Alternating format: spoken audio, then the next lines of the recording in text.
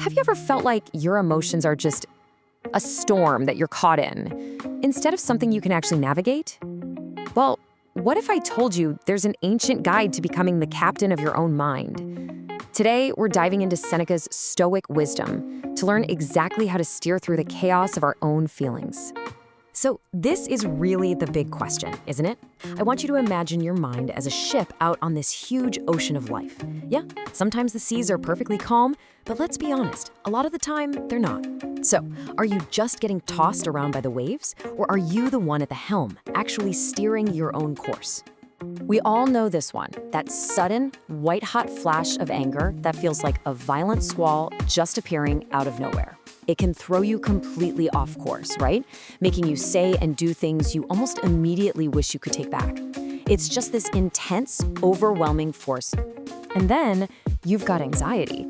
It's less like a storm and more like a thick, disorienting fog rolling in. Suddenly you feel lost, you can't see what's ahead, and every little potential danger just seems massive.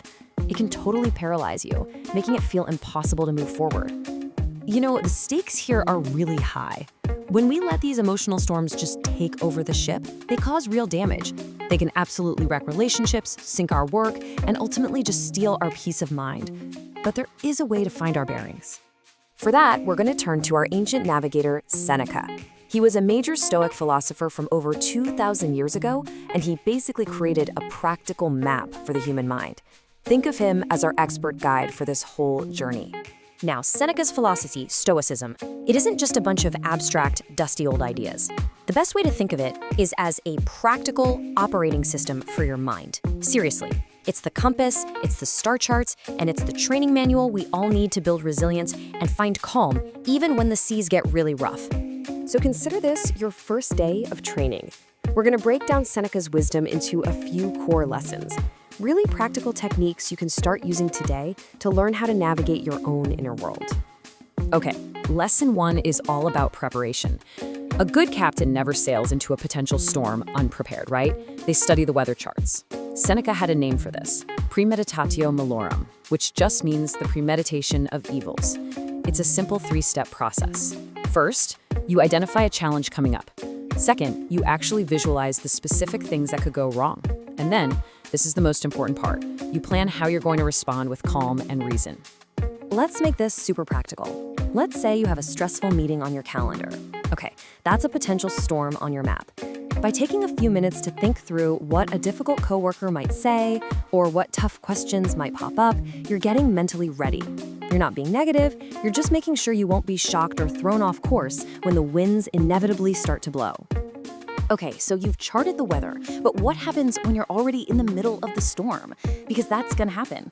Well, lesson 2 is all about actively steering your ship. Seneca taught that our most intense emotions, our passions, are usually rooted in bad judgments. So this next tool is all about using reason to correct our course. And here is one of Seneca's biggest game-changing ideas. He split an emotional experience into 2 parts. First, you've got the wave, that initial involuntary flash of anger or jolt of fear. You can't control that, it just happens. But then you've got the rudder. That's your judgment, your choice of how to act. And that is always in your control. Here's a perfect everyday example. Someone cuts you off in traffic. That immediate surge of adrenaline and rage, that's the wave hitting your ship. It's a reflex. But what you do next, that's you at the helm. Choosing not to lay on the horn, or swear, or tailgate, that is you consciously using your rudder to hold the ship steady, even though that wave just slammed into you. So once you've learned to prepare, and you've learned to steer, you still need a fixed point to navigate by. And this is the most profound part of Seneca's training. This is your unchanging North Star. So the most crucial point is this, and it's a hard truth to swallow sometimes. You cannot control the storm.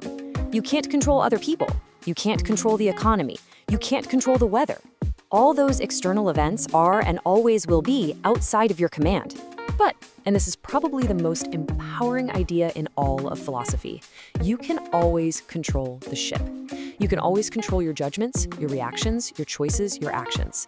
This is where your true power is, your inner world. That is your kingdom. Seneca just nails this idea with this quote. We suffer more in imagination than in reality. Think about it. So much of our anxiety and anger doesn't come from the thing that happened, but from our judgment about the thing that happened. It's our own imagination, our faulty stories that cause most of the pain, not reality itself.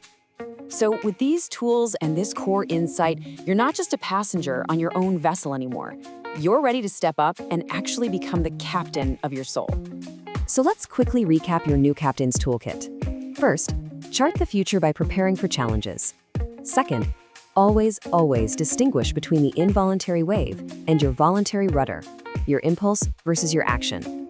And finally, trust your compass by focusing only on what is truly within your control.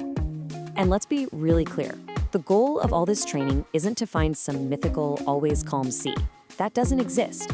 Life is always going to have storms. The goal is to become such a skilled, resilient, and composed captain that you have the deep down confidence to navigate whatever weather comes your way. So, I'll leave you with this question.